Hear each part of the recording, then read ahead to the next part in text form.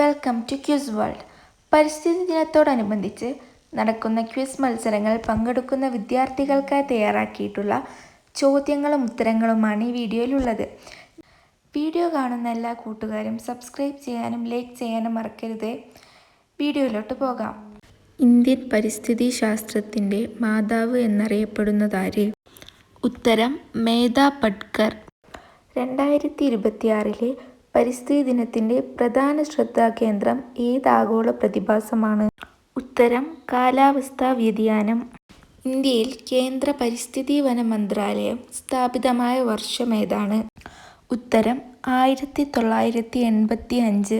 സസ്യങ്ങളിലെ വളർച്ച തിരിച്ചറിയാൻ ഉപയോഗിക്കുന്ന ഉപകരണം ഏതാണ്? ഉത്തരം ക്രെസ്കോഗ്രാഫ്. 2026 പരിസ്ഥിതി ദിന പ്രചാരണത്തിനായി യുണൈറ്റഡ് നേഷൻസ് ഉപയോഗിക്കുന്ന ഔദ്യോഗിക ഹാഷ്ടാഗ് ഏതാണ്? ഉത്തരം നൗ ഫോർ ക്ലൈമറ്റ്. ലോകത്തിലെ ഏറ്റവും വലിയ കണ്ടൽക്കാടായ സുന്ദർബൻ സ്ഥിതി ചെയ്യുന്ന ഇന്ത്യൻ സംസ്ഥാനം ഏതാണ്? ഉത്തരം പശ്ചിമ ബംഗാൾ. ആദ്യമായി ലോക പരിസ്ഥിതി ദിനം ആഘോഷിച്ച വർഷം ഏതാണ്? ഉത്തരം 1974.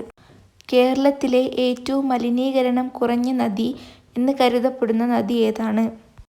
ഉത്തരം കുന്തിപ്പുഴ. പരിസ്ഥിതിയുടെ പിതാവ് എന്നറിയപ്പെടുന്നതാരാണ്? ഉത്തരം അലക്സാണ്ടർ വോൺ ഹംബോൾട്ട്. കാർബൺ രഹിത കൃഷിരീതി രാജ്യത്ത് ആദ്യമായി നടപ്പിലാക്കാൻ തുടങ്ങിയ ഇന്ത്യൻ സംസ്ഥാനം ഏതാണ്? ഉത്തരം കേരളം. ഇന്ത്യയിൽ ഹരിത വിപ്ലവത്തിന് തുടക്കം കുറിച്ച വർഷം ഏതാണ്? ഉത്തരം 1966. ജൈവ വൈവിധ്യം എന്ന പദം ആദ്യമായി ഉപയോഗിച്ചതാര്? ഉത്തരം വാൾട്ടർ ജി റോസൻ. കേരള സംസ്ഥാന ജൈവ വൈവിധ്യ ബോർഡിൻ്റെ ആസ്ഥാനം എവിടെയാണ്?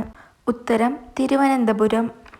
കേരളത്തിലെ ഏത് കായലിലാണ് പ്ലാസ്റ്റിക് മലിനീകരണം തടയാൻ തദ്ദേശവാസികളുടെ പങ്കാളിത്തത്തോടെ പ്രത്യേക ശുചീകരണ പദ്ധതികൾ നടക്കുന്നത്?